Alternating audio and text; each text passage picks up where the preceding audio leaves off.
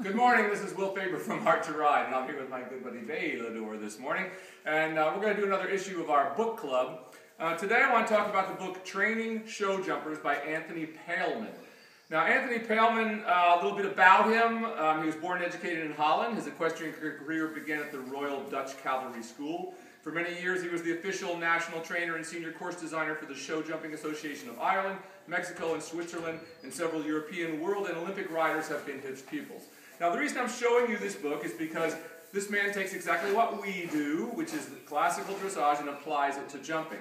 Now not only that, we've had a few people have asked me about various devices that we use and this sort of things, and we actually don't use anything except for side reins on our horses, except for once in a while with very difficult, very hollow sway-back horses that are extremely U-necked. A device that is very good and can be very useful in the right hands is called a shambone.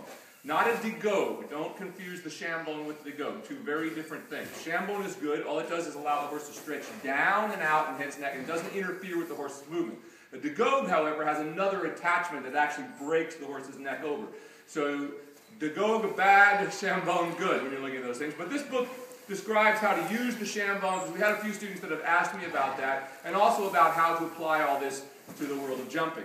So the reality is, you want to think about, getting horses to connect over their backs as like performance tuning your horse. A horse that isn't moving over its back is never going to develop an uphill appearance.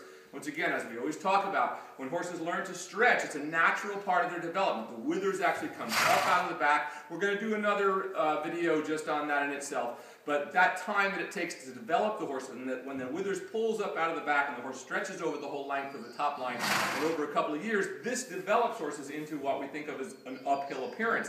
Horses not every horse is built uphill, so to speak.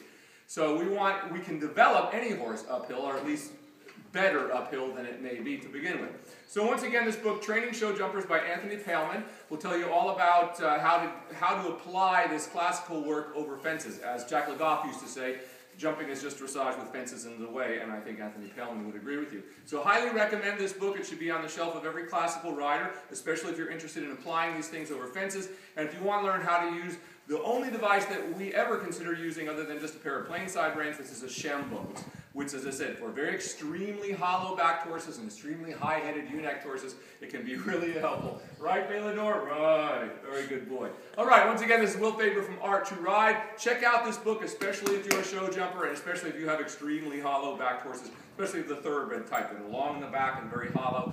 The shambone can really help you out, and he'll tell you all about how to use it and how to adjust it and how to avoid the sort of dangers that come along with these kinds of pieces of equipment.